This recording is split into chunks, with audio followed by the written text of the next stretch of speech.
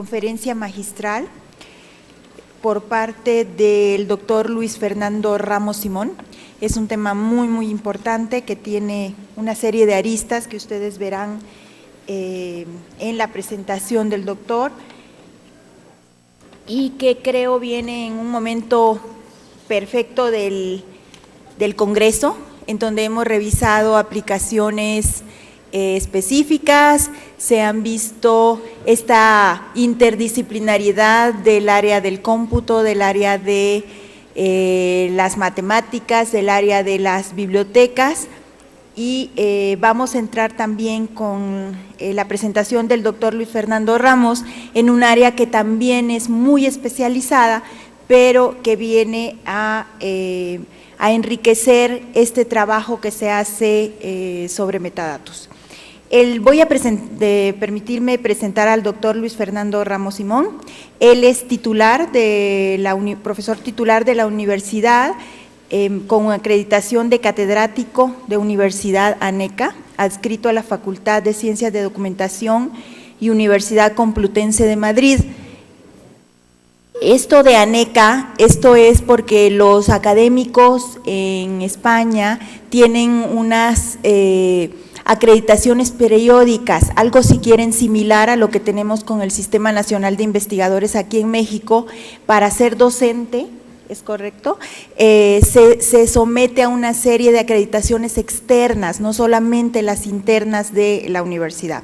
Imparte docencia sobre materias relacionadas con aspectos económicos y jurídicos, y aquí va la riqueza de esta nueva disciplina aquí traída en esta conferencia magistral, económicos y jurídicos de la información y la documentación.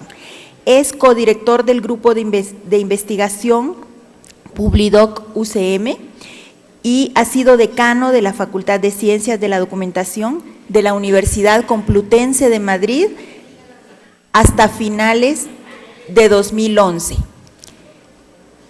Ha dirigido varios proyectos y publicado trabajos sobre reutilización de la información en el sector público y en la actualidad es codirector del proyecto de investigación nacional, digitalización del patrimonio documental de España, prospección y propuesta metodológica para facilitar el acceso y uso de obras huérfanas.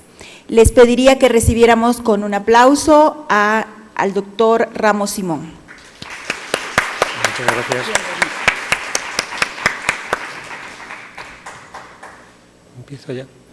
Bien, buenos días. Muchas gracias por estar aquí para escuchar esta conferencia que voy a tratar de impartirles y hacerles llegar algunas impresiones. En primer lugar, también quería agradecer al Instituto por su acogida, al IBI y particularmente al profesor Ariel Rodríguez por su invitación y felicitarle también por la buena marcha del evento, que me parece que está resultando especialmente interesante, como hemos podido ver justamente en la sesión anterior y en las de ayer. También agradecer al profesor Herbert Sánchez porque es el tutor de mi estancia aquí, porque, no sé, no lo ha dicho Alma, pero voy a estar durante un tiempo en el IBI debido a un proyecto de investigación sobre obras huérfanas que, como ven, también está relacionado con el proyecto de investigación que tenemos ahora entre manos.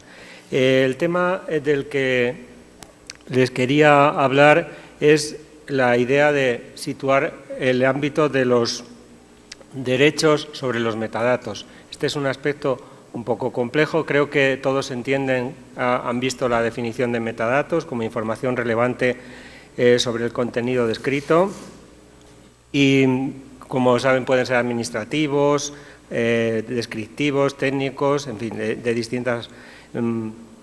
distintos tipos. He tratado de iluminar con una visión del ayer, del patrimonio cultural y bibliográfico que se representa en esa nota que ven en índice general y una visión moderna de cómo se reflejan ahora los metadatos en el patrimonio digital. También he pensado que era mejor dar una visión respondiendo al título de la jornada, tendencias. No pretendo darles ningún conocimiento cerrado, sino abrirles un poco expectativas, reflexiones y si ustedes quieren después o durante los días siguientes, si quieren acercarse a hablar para cualquier aspecto, estoy a su disposición. Pero la idea también quería esa visión de tendencias ya digo, como planteamiento, como duda, como tema de investigación y de seguir aprendiendo, y también ese perfil multidisciplinar que nos propone el director del seminario, que es, y les voy a mezclar aspectos relacionados con cuestiones jurídicas, económicas, bibliotecológicas o bibliográficas, sociológicas, y también de nuevos aspectos de la información del común, del que se ha hablado antes a propósito de los datos públicos abiertos. Pues este es un poco el propósito general de la conferencia que les comienzo a impartir. Sobre este aspecto de los metadatos de derechos, me parece importante distinguir tres aproximaciones. Yo sé que es un poco complejo en sí mismo, pero por un lado tenemos los derechos que ostenta el titular. Los metadatos reflejan los derechos que ostenta el titular de la obra, pero a su vez también hay unos derechos sobre las colecciones de metadatos que se usan para generar metadatos de los contenidos de otras obras. Entonces, hay dos perspectivas de los derechos. Voy a intentar mostrárselo con algunos ejemplos para las personas que no estén muy familiarizadas con estas cuestiones y hacerles ver esa aproximación. El tema de los metadatos de derechos también está un poco contaminado por una otra versión previa que algunos probablemente han oído hablar y que todos han sufrido, que es de los llamados DRM, Digital Rights Management, que son la gestión digital de derechos, es decir, mecanismos de software o de hardware que impiden el acceso a los contenidos. Todos han disfrutado o han tenido ocasión de cargar un programa, pero necesitaba un password, necesitaba una clave, necesitaba aplicar un dispositivo, introducir una tarjeta para poder acceder al contenido. Ese es el mundo también de derechos, pero que lo que hacen es controlar el acceso. Por el contrario, los metadatos lo que hacen es orientar sobre el acceso y facilitar al usuario la búsqueda de información. Pero me parece que es importante que tengan las dos perspectivas claras. Y luego, el instrumento que regula, y ahí no hay mucha distinción en los contenidos y los metadatos, son licencias de distintos tipos y que sufren un periodo convulso porque hay distintas aproximaciones a los problemas y que ahora, no sé si ustedes han oído hablar, les anticipo que la solución parece centrarse en una licencia que se llama Creative Commons 0. De eso les intentaré hablar a lo largo de la sesión si el tiempo nos respeta. Bien, ¿qué son los metadatos en el sector cultural? Los metadatos en el sector cultural pues prácticamente es todo, porque nos indican, y estoy pensando en proyectos o propuestas como Europeana, que supongo que ustedes conocen o que les invito a que conozcan, que es una plataforma de metadatos, totalmente de metadatos, que trata de recoger el patrimonio cultural europeo. Ahora solamente a través de Europeana se accede desde los metadatos, se accede a los contenidos. Decía que ahora hay aproximadamente unos 50 millones de objetos digitales, creo que es la plataforma cultural más importante del mundo. Se ha asociado en los últimos años y al calor de Europeana una plataforma norteamericana que se llama Digital Public Library of America, DLPA, Digital Public Library of America, sí, lo he dicho bien.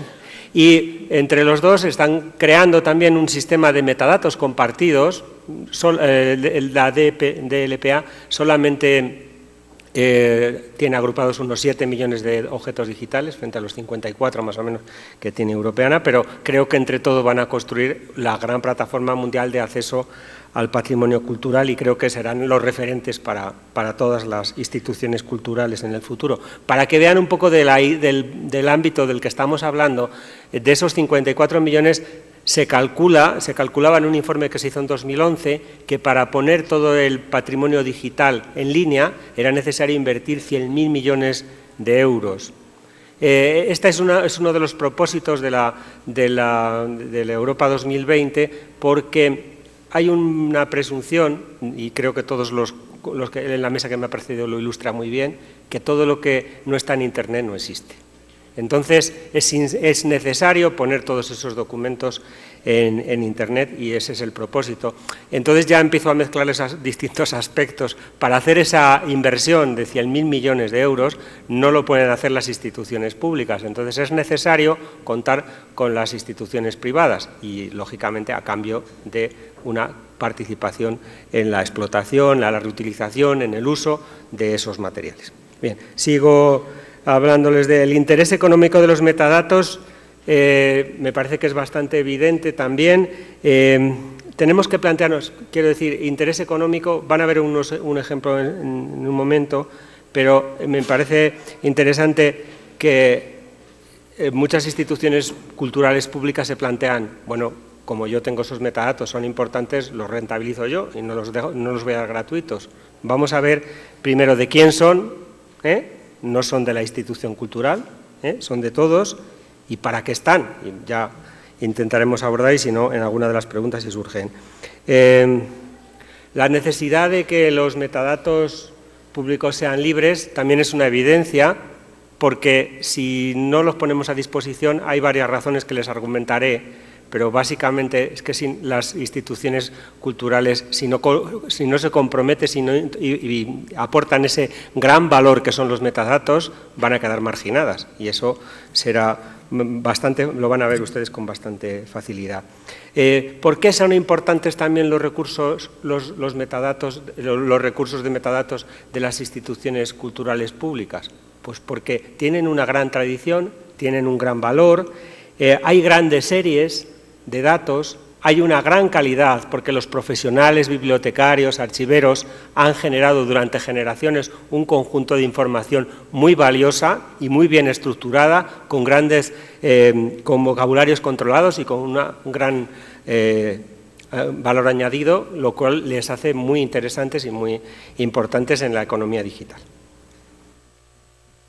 He tratado de plantear, que les decía, para que vean, navegar un poco por la realidad de la que hablamos, de dos ejemplos de cómo deben trabajar las instituciones públicas, y he puesto en un caso un buen ejemplo y otro un ejemplo que no comparto sustancialmente, pero que verán que tiene elementos de una extraordinaria calidad y que revelan las posibilidades de aprovechamiento que tienen. Esta imagen es del año 1500 aproximadamente, no sé si alguno de ustedes lo conocerá. Es una de las primeras obras que se hicieron sobre México, y busqué sobre el túmulo imperial de la Gran Ciudad de México, lleva por título, no creo que no alcanzan a verlo. Y bueno, pues dije, bueno, alguien encuentra este documento y cómo puede acceder y en qué condiciones accede. Hacer este ejemplo de esta página estuve 3 días, entonces permítanme si a lo mejor cometo algún error también, pero quiero decir, es un poco complejo algunos aspectos y sobre todo es entenderlo para explicarlo. Bien, tenemos 3 opciones para acceder a este documento, que es de mi universidad, de la Universidad Complutense y de la biblioteca. Y por un lado está la biblioteca Dioscórides. La biblioteca Dioscórides, brevemente, se empezó a construir, a digitalizar en la década de los 90, y lo que pretendía era crear una colección de libros de los siglos XVI, XVII y XVIII, y simplemente como un acervo. Entonces, en aquel entonces, digitalizar un libro llevaba de tiempo aproximadamente un mes o mes y pico, y el coste era altísimo, con lo cual lo financiaron varias instituciones sanitarias, de laboratorios farmacéuticos principalmente, y luego los otros dos, para no cortar la explicación, uno proceden de la digitalización que posteriormente hizo Google, que sabe que digitalizaron el patrimonio, y luego esa copia lo trasladaron a la colección de HathiTrash, que supongo que algunos de ustedes conocen también, y verán cómo está tratada. Bien, ya empezamos con los problemas.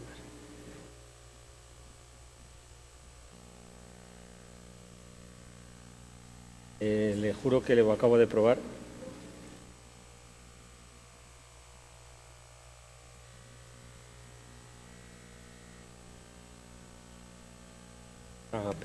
Pero tiene que estar en... No, ese no.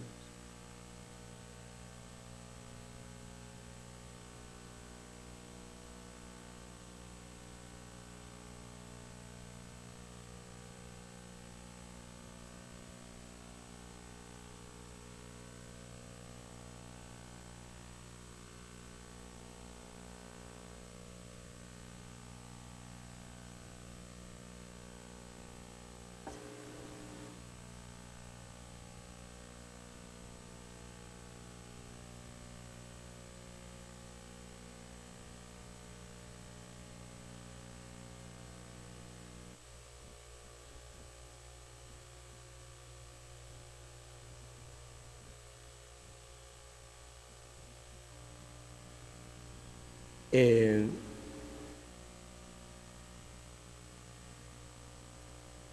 está ya.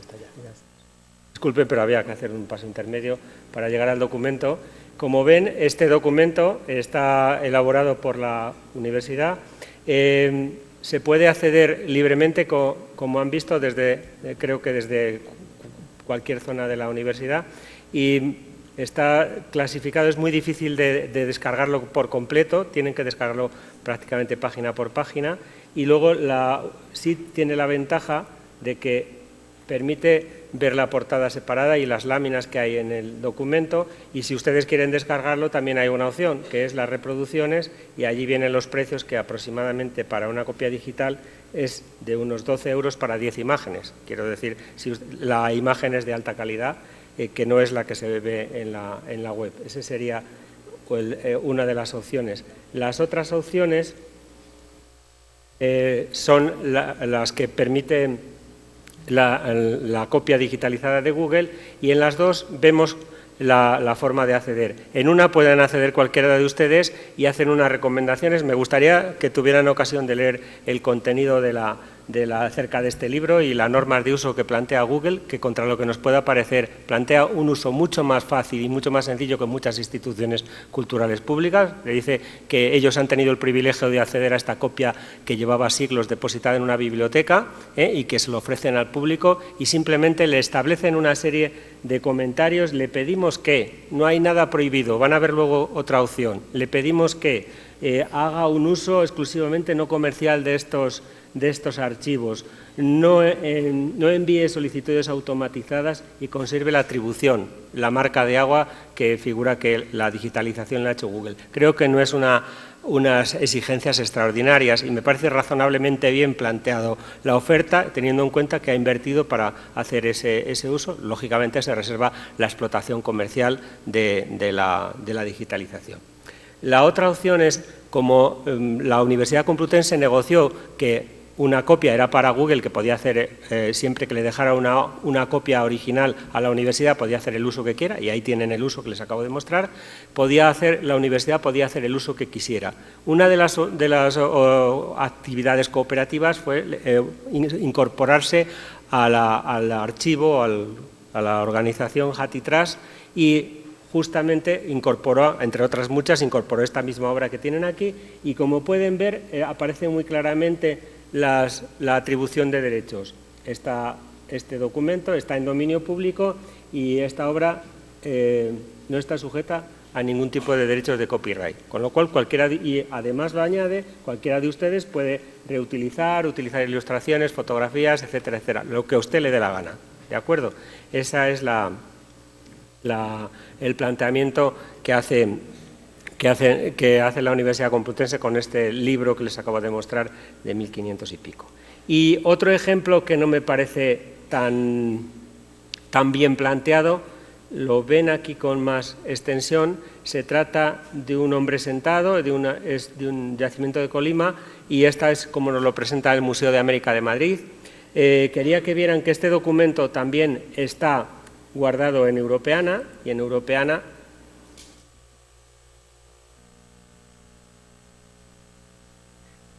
Europeana aparece con los metadatos técnicos, como ven ahí, y aparece una descripción pues muy detallada, técnicamente impecable, en el que se hace un recorrido histórico, pero la clasificación, las propiedades, los periodos, la procedencia y los derechos de autor. Los derechos de autor, lógicamente, el Ministerio, lógicamente, el Ministerio de mi país se ha guardado bien de una imagen de dominio público, que no quiero hacer ninguna interpretación histórica de la procedencia, pues lo reserva y se lo impide cualquier uso, como van a ver ahora mismo en la imagen que estábamos trabajando. Es importante, las condiciones de uso las tienen ahí, es prácticamente cualquier tipo de uso que quieran hacer, pues está prohibido. Además hay alusión a la normativa. Eso sí, si ustedes piden permiso, si ustedes piden permiso, verán qué tipo de atribuciones pueden hacer. Me interesa que vean, me estoy perdiendo por tanta complejidad. Me interesa que vean las posibilidades que ofrece una imagen como esta y el aspecto de la calidad, a la que no se puede decir. Imagínense que cualquiera de ustedes están trabajando en un yacimiento en que hay figuras similares. ¿No les parecería que sería muy interesante descargar, utilizar los metadatos, descargar el contenido y poner sus trabajos? Esa es realmente para lo que está trabajando Europeana y para lo que se está trabajando por poner el patrimonio cultural en común y revalorizar el sector cultural. Sería extraordinariamente interesante, como acaban de ver en la muestra que les he hecho de Europeana, y aquí está prácticamente igual, pero en castellano y en español, cualquier persona teóricamente podría obtener un gran valor, pero debido a las normas, a las restricciones que implanta el Ministerio, pues es imposible. Y además hay otros aspectos que no sé si les ha dado tiempo a ver, que pone fotografía de fulano de tal. Bueno, pues evidentemente si usted va y ve que la fotografía tiene un autor, pero bueno, ¿en qué condiciones ha hecho? ¿Quién estaba detrás de este proyecto de digitalización para no reservarse los derechos del Ministerio y derechos morales del fotógrafo, que lógicamente sí le pertenece? Y es discutible, pero hacer un esquema de trabajo, y eso es el punto de reflexión que yo quiero que trascienda, y cuando se vayan se queden con él, que hay que pensar las cosas antes de hacerlas y tratar de pensar en cómo hacer una cultura abierta y una cultura libre, y con restricciones como estas. Bueno, aquí tienen el documento del Ministerio, como ven, con su sello y todo, y podemos enlazar con el del Museo de América. Verán que los derechos de propiedad no solamente es que están reservados por el Ministerio de Educación, sino por el Ministerio de Educación y Cultura, sino que aquí ven, no sé si alcanzan a ver, de las reproducciones autorizadas, es decir, de los derechos que no sabemos quién, un fotógrafo ha hecho. Tendremos que ir a pedirle cuentas, tenemos que pasar por VEGAP. VEGAP es una entidad de gestión de derechos, de titular de derechos de autor, una entidad de gestión colectiva de derechos de autor, que cada vez que nosotros vayamos a pedir una copia nos van a pedir no los menos de euro, que es lo que cuesta el envío o es lo que cobra la universidad por hacer ese trabajo, sino supongan 10, 20, 40 euros por cada reproducción. ¿Entendido? Eso es lo que critico de lo mal las interrogaciones. Es decir, un proyecto excelente, mal resuelto en cuanto a su virtualidad y a su posible aprovechamiento, y no me canso de repetirles el potencial que tienen imágenes como esta base de datos excelente y con una gran posibilidad de explotación, en el mejor sentido, entiéndanme, cultural de este aprovechamiento. Bien, con esto creo que les ha quedado claro un poco la idea de los objetivos, después de haber visto esta introducción, pues determinar la importancia y el interés económico de los metadatos en el ámbito del patrimonio digital, conocer la funcionalidad en la gestión de los recursos culturales, su funcionalidad, analizar los derechos de los titulares sobre los metadatos y las miniaturas, otro aspecto que vamos a ver después, poner en evidencia la necesidad de que los metadatos públicos sean libres para favorecer su reutilización. Lo que les acabo de mostrar, si los metadatos son libres, cualquiera puede descargarse la base de datos, aplicar el contenido que quiera y generar nuevo conocimiento y nuevos perfiles culturales. ¿Por qué son importantes los metadatos? ¿Por qué son importantes desde el punto de vista económico? Les muestro ahí algunos puntos, ítem que les voy a tratar de explicar después. Un informe elaborado por una consultora británica pone de relieve la vinculación entre las ventas comerciales y los metadatos en el sector del libro, que les van a sorprender y les aprovecharé para explicarles algo más. Luego, la cuestión del patrimonio cultural, la formulación de la Carta del Patrimonio Cultural sobre preservación del patrimonio digital que formuló en el año 2003 la UNESCO, y me parece también y destacar la importancia que en este proceso, que en esta propuesta de creación de un patrimonio digital, encomienda esa carta a todas las tecas, me refiero a bibliotecas, archivos, filmotecas, hemerotecas, etcétera, etcétera, en las que atribuye un papel fundamental para elaborar este patrimonio digital, y en el que propone también un equilibrio entre los intereses en los bienes en dominio público y el interés de los operadores o de los particulares. También les quería comentar algún aspecto sobre los metadatos como activo valioso para la reutilización, particularmente en el ámbito de los datos bibliográficos y de los datos de referencia. Bien, en este primer aspecto que les comentaba del informe Nielsen es sobremanera interesante poner de relieve la importancia que tienen los metadatos para favorecer la venta de libros. Los datos, simplemente para que se hagan una idea, ya que vamos un poco apurados de tiempo, los libros que se hicieron, el experimento consistió en comparar la venta de libros anunciados cuyos metadatos estaban en Internet, y en unos tenían metadatos ricos y en otros tenían metadatos básicos. ¿Qué son metadatos básicos? Que ponía autor, título, editorial. ¿Qué son metadatos mejorados? Añadir portada, descripciones, biografía del autor, descripciones largas y cortas y reseña del contenido del libro. Bueno, pues cuando se comparó cuáles eran las ventas de los libros en ambos casos, los resultados son estos. La línea roja no tengo que decirles más, que son los que tenían metadatos ricos. Como ven, ahí les indico una serie de conclusiones. Las ventas con buenos metadatos y la imagen del libro, la idea de que aparezca la imagen del libro resulta fundamental y es el metadato mejor valorado. Si ustedes se han dado cuenta cuando han visto los ejemplos del hombre sentado, verán que siempre en cualquiera de las demostraciones de Europeana había una miniatura, una imagen reducida del contenido digital al que se puede acceder. Esa miniatura o vista previa, que se llama de las dos maneras, resulta esencial para potenciar el valor, y de hecho en Europeana se recomienda que siempre vaya acompañado de esa miniatura. Cuando no hay una miniatura que identifique el objeto, por ejemplo, una grabación musical que es muy antigua y no tiene ninguna referencia ni de la carátula ni nada, pues se pone un icono con un musical. Bien, pues decía que los datos que reflejan son que las ventas son muy superiores que los que tienen datos incompletos o carecen de imagen. La imagen, ya digo, que resulta esencial. Las diferencias son más acusadas cuando las ventas son en línea y no en la librería, y las diferencias también son más acusadas en los libros de ficción que en los libros especializados, en donde la diferencia es menor.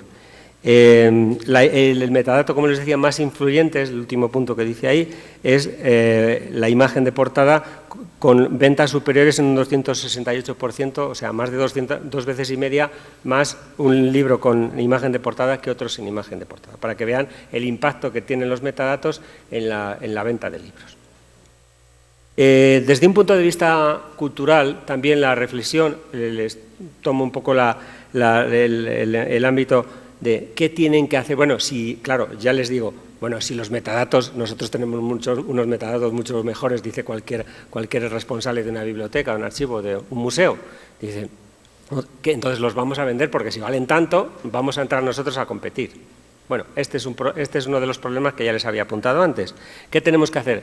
Guardar los metadatos, es decir, no cuando vengan, los pidan, se los vendemos, o participar y ofrecer esos metadatos. Esa es un poco la reflexión que hicieron en una sesión en 2011 en el marco de Europeana. Y la conclusión que llegaron, y había representantes de varios tipos, de los que tenían una visión muy de servicio público y otros que obtenían beneficios. Hay la Biblioteca Nacional Alemana, me parece, que tenía unas ventas relativamente buenas de metadatos bibliográficos, aproximadamente, me parece que ahora recuerdo, 1 millón de euros. Entonces, bueno, había actores con diferentes posiciones y todos llegaron un poco a esta visión, a estas conclusiones que les comento en esa función de los metadatos culturales. La idea de que es necesario es, para no aislarse, participar en la transición digital, y la apertura de los metadatos debe ser como una razón de ser. Si ustedes están avanzando en este sentido y nosotros tenemos esos datos, vengan ustedes hacia nosotros, que nosotros les vamos a recibir con las manos abiertas y nos vamos a aprovechar del impulso que ustedes están dando a estos nuevos modelos. Y entonces la idea sería buscar esos ingresos que se pierden buscando nuevos modelos de negocio. También se debería fortalecer la atribución de los datos para poder recuperar un poco la imagen, para no perder la identidad, la imagen del museo, y están viendo una imagen que ahora les comento.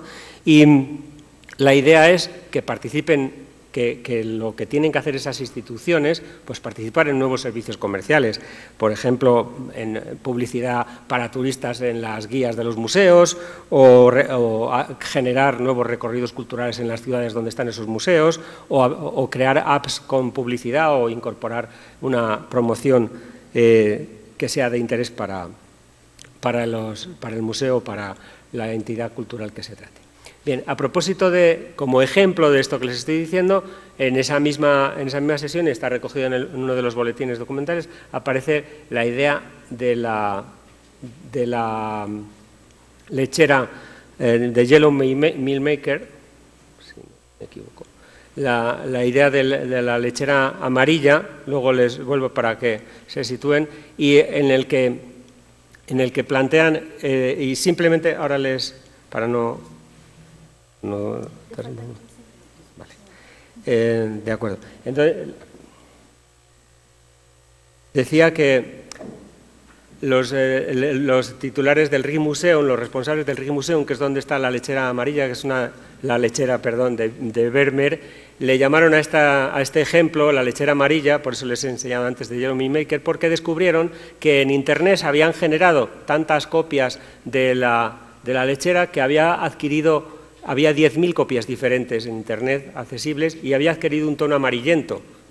Y que, de alguna forma, cuando los turistas o los visitantes al museo iban a comprar una copia de la lechera, se encontraban con que esa no es la que ellos estaban acostumbrados a ver.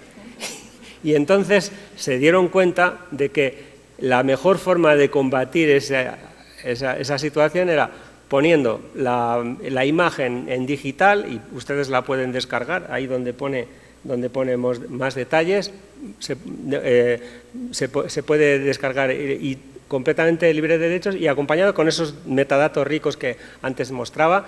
Igualmente, en el caso, no quiero entretenerme para no ir, pero la idea esta de la lechera amarilla me parece que es una regla mnemotécnica para que ustedes vean el interés que tienen los metadatos. Si nosotros dejamos que la gente reproduzca y con sus cámaras fotografíe y vaya pasando y deteriorando y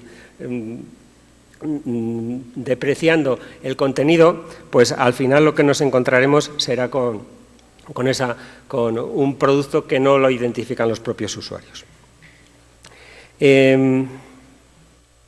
La plasmación, la forma lógica de las capas, la forma en que se presentan los metadatos en estas instituciones, tal como comentaba antes, y en el que los metadatos adquieren un papel esencial, como decía, se plantea el esquema de Europeana en 4 capas. En la primera está el objeto definitivo, este es el enlace para el objeto que está es una copia de la segunda parte del Quijote, y se accede a través de este enlace.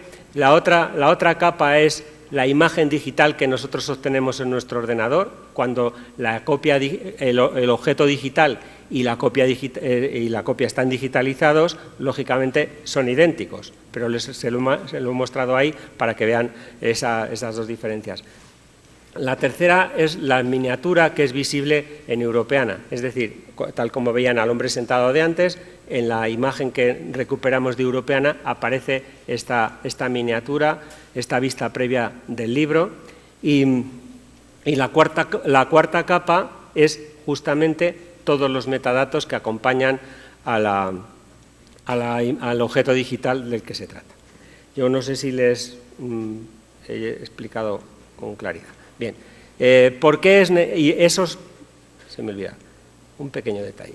Todos estos datos, todos estos metadatos, a diferencia del contenido que puede estar, y creo que es importante la distinción, los metadatos son libres y están protegidos, están licenciados con una licencia Creative Commons 0. Luego les explico con un poco más detalle lo que es decir, que cualquiera hay una renuncia expresa a los derechos sobre los metadatos y cualquiera puede utilizarlos libremente.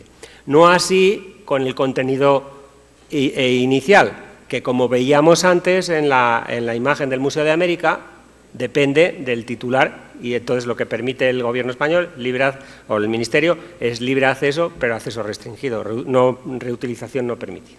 ¿De acuerdo? Esa es un poco la visión. Pero todo este campo de metadatos, Europeana exige que esté libre de derechos y cualquiera los pueda descargar y reutilizar libremente.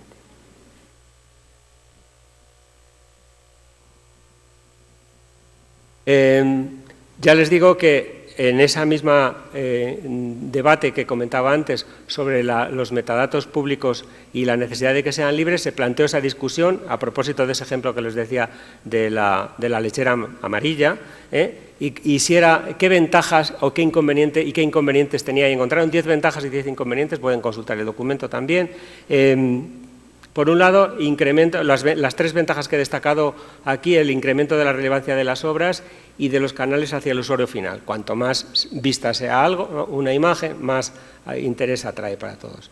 El enriquecimiento de los datos también, otro de los aspectos positivos, y luego que el poner los metadatos libres ofrece nuevas oportunidades de negocio y nuevas posibilidades de nuevas actividades. ¿Qué inconvenientes conlleva poner los metadatos libres? Los 3 elementos o los 3 comentarios que subyacen en esas conclusiones son: primero, una relativa pérdida de control de calidad y unidad de los metadatos, porque cada uno puede sacar, extraer lo que quiera, mientras que luego, por supuesto, una pérdida de ingresos, porque desde el momento en que los metadatos son de libre acceso no hay ninguna restricción y no hay que hacer ningún pago. Y luego, erosión de la marca por la aparición de los reutilizadores. Si pongamos en la base de datos que decía antes, pues cualquiera puede hacer y habrá 40 versiones al cabo de un año, con lo cual, o al cabo de unos años, con lo cual habrá una dispersión de los reutilizadores.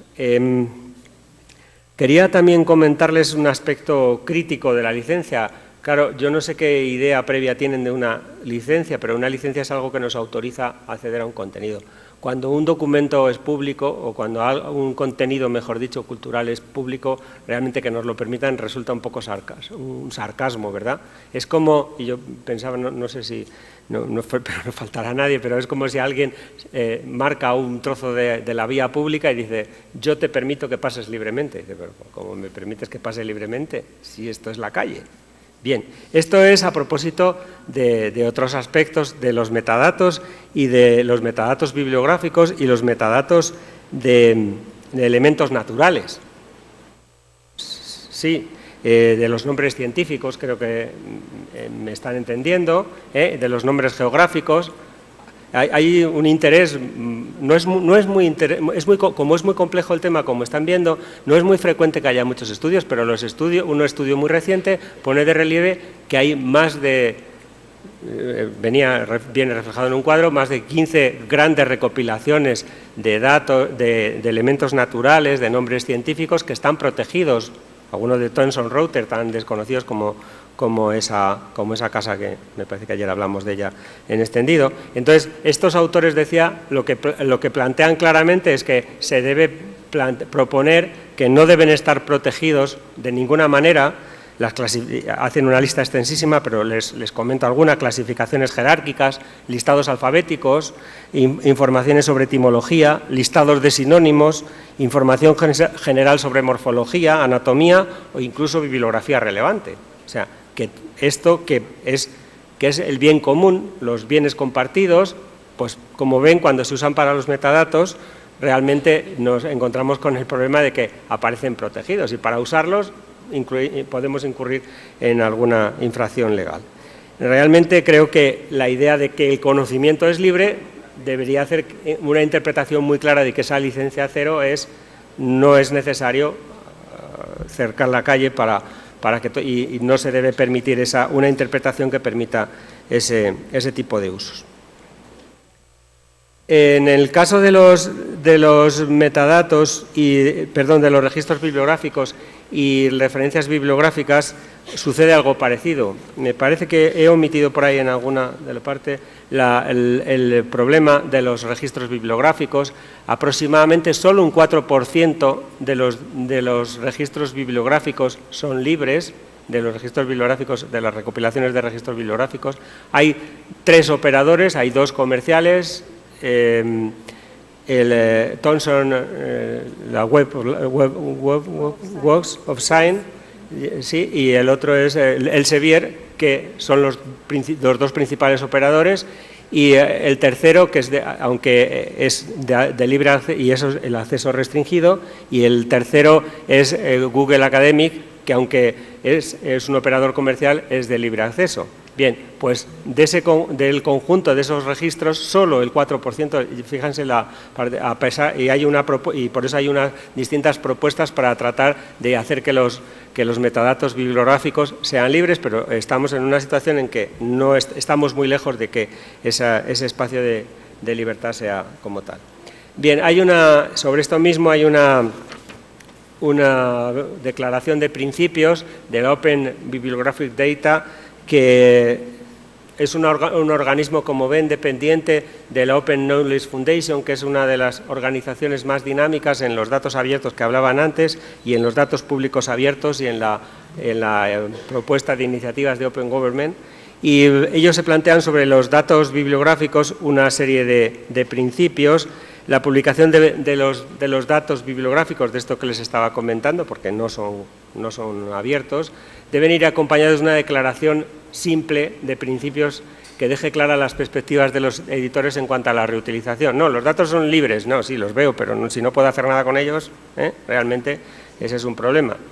Utilizar licencias, voy con ello, utilizar licencias o renuncias de derechos adecuada para los datos libres, ya que muchas de estas licencias libres no son recomendables. Necesitaría más de los 2 minutos que me está dando Alma para tratar de explicar. No sé si ustedes entienden, la mayoría de ustedes entienden, utilizar una licencia o renuncia de derechos adecuada para los datos libres. Es complicado, pero simplemente lo que quiero decirles es que las licencias Creative Commons estándar, las 6 licencias estándar de Creative Commons que ustedes conocen, no son adecuadas para los datos bibliográficos, porque en muchos casos no permiten, en alguna de las opciones no permiten el uso comercial o no permiten la reutilización, con lo cual, por eso dice que deben ser adecuadas y por eso al final de esas propuestas proponen que sean esa nueva licencia de Creative Commons que se llama Zero y que ahora en la transparencia siguiente les muestro.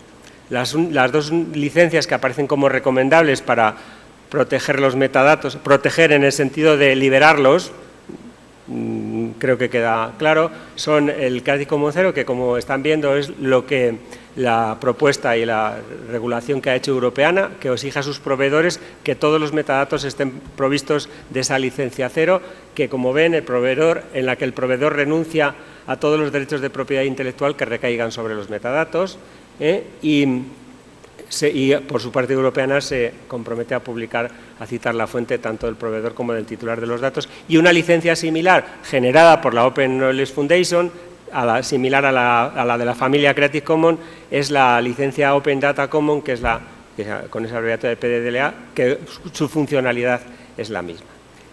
Aquí tienen un esquema que procede de una obra en la que trabajamos el grupo de investigación que he comentado Alma en la presentación, y les intento mostrar una declaración de derechos de autor por tipos de licencias, que son las que están recogidas en Europeana, lógicamente las de licencias, y me interesa que vean la visión vertical, en el sentido de que más arriba más libre, más abajo más restringido, y verán que entonces las licencias de metadatos se tienen que situar en la parte abierta para que se puedan permitir ese uso. Luego hay la familia de licencias Creative Commons que les comentaba antes, de licencias estándar, luego las reservas de derechos, las normativas propias de Europeana, y luego las que tienen las obras huérfanas y las que no se conocen los derechos, y las que están sometidas a una directiva de reutilización de información del sector público que está restringida y que está relacionada con lo que les comentaba al principio de la necesidad de digitalizar el patrimonio, y para eso darles una prioridad, unos acuerdos exclusivos en favor de alguien que reconstruya, por ejemplo, unas ruinas o algún tipo de actividad. Ya estoy fuera de tiempo, y esta es simplemente la última tendencia, que es del mes de abril, en la que tanto Europeana como la organización de LPA, que comentaba antes, la Biblioteca Digital de Norteamérica, se plantean un nuevo esquema de derechos para obras protegidas, para obras no protegidas y otras declaraciones de derechos, y simplemente lo único que digo son complementarias a las que cada institución tenga. El único elemento que me parece más novedoso es la idea de que se aplica una nueva licencia para uso educativo que no estaba contemplada antes, y ya como las conclusiones son muy sencillas las pueden leer, y muchas gracias. Muchas gracias y si hay alguna pregunta, estoy a su disposición.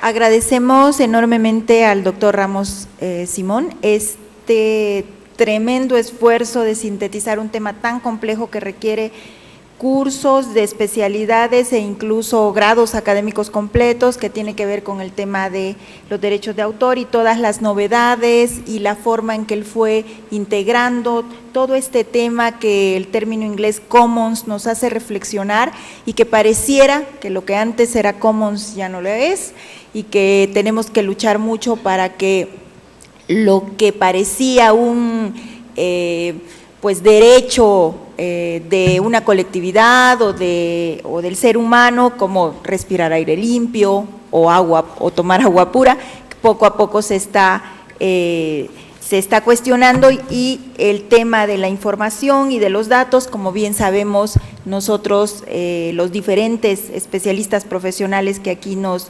reunimos, de bibliotecas, de educación, de informática, de temas de derecho, de temas de economía, es la información y los datos como algo sumamente básico que ya se discutió con amplitud y mucho interés en la mesa anterior. Entonces, vamos a dar espacio para preguntas. Sabemos que es un tema muy complejo y que muchos de ustedes son también especialistas, pero vamos a tratar de sintetizar las preguntas. Les pediría que se presenten de qué institución, los que decidan participar, y abordaremos nada más, dependiendo de la extensión de preguntas y respuestas, 2 o 3 preguntas, ya que tenemos un poquito apretado el tiempo.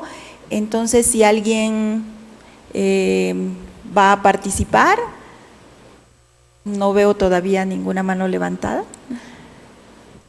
¿Sí? Bien, sí, por allá, ¿no? Sí, vemos una aquí. Buenas tardes. Respecto al museo, no era el museo, perdón. Sí, el Museo de América, ¿no está incumpliendo con alguna ley al transformar los derechos reservados de su acervo que tiene como colección? Solo eso. Gracias. Quisiera, perdón, ¿sí? Sí, y si al incumplir esta ley de no otorgar el derecho a la comunidad o a la región de consultar su propio acervo cultural, ¿no debería ser alguna multa o alguna sanción o alguna remodificación por parte europea o de alguna institución? Gracias. Sí, me pareció ver otra mano. Quizá podríamos tener 2 preguntas al mismo tiempo para… No te importa ¿Sí? contesto esta, que es un poco compleja. Bueno, adelante, doctor. Bien, perdona, es un poco compleja la respuesta. Técnicamente es legal lo que hay ahí. Te intento explicar.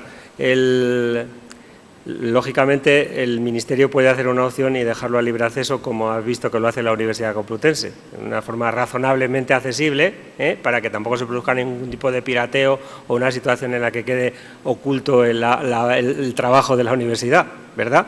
Pero en el caso del Ministerio, el Ministerio toma una actitud completamente contraria, es de no dejar hacer nada, y si quiere usted pase por ventanilla y probablemente si lo pides te van a dar el permiso. Pero legalmente la posición es correcta e intento situarte. La normativa que regula la reutilización de información del sector público está plasmada en dos directivas europeas, una de 2003 y otra de 2013. En la de 2003 se excluyó el ámbito del sector cultural porque se consideraba que era demasiado complejo y que podría generar mucho trabajo para los archiveros y las personas del patrimonio cultural, y además no se veía un ámbito de negocio que se hiciera suficientemente atractivo a los operadores, a los reutilizadores, reclamar datos del sector cultural. Cuando aparece Google, pues Francia, por ejemplo, el director de la Biblioteca de Francia reacciona de una forma muy furibunda diciendo que, claro, que no es que haya una puesta en común, sino que el problema que vamos a tener es que en la primera búsqueda sobre Víctor Hugo va a aparecer en inglés y la primera búsqueda sobre Dante va a aparecer en italiano, y de Cervantes también en inglés, perdón, en inglés, y de Cervantes también en inglés, y que se iba a producir una posición de anglofonía total. Entonces, eso da lugar al nacimiento de Europeana. Y posteriormente, una vez que se cambia la directiva, esa que os había dicho, que había comentado, 2003, y en el 2013 se aprueba la directiva de reutilización. La directiva de reutilización, cuando se trata de datos geográficos, salvo que esté excluido y el dato sea público, la institución pública tiene la obligación de hacerlo libre, salvo que justifique por qué se reserva el cobro de determinadas actividades. Sin embargo, cuando se incorpora en 2013 el sector cultural, las bibliotecas, archivos y museos, se llama PAN en abreviado, pues se dice, vale, se incorporan y tienen que participar en las actividades de reutilización, más o menos lo que les he venido diciendo, pero cada uno puede aprobar sus propias políticas de reutilización. Es decir, desde negarse a la reutilización a permitir completamente la reutilización o a permitir la reutilización cobrando. De modo que no tiene que justificar su política. ¿Entendido? De tal modo que estamos en una situación en la que técnicamente es legal, aunque va en contra del, como he dicho, del mercado y del sentido común, incluso del mercado. No sé si te ha quedado claro. Sí. ¿Tenemos alguna otra pregunta? Si no la hubiese, les agradecemos, vamos a tomar un brevísimo receso y que despidamos al doctor Ramos Simón con un caluroso aplauso. Gracias. Muchas gracias.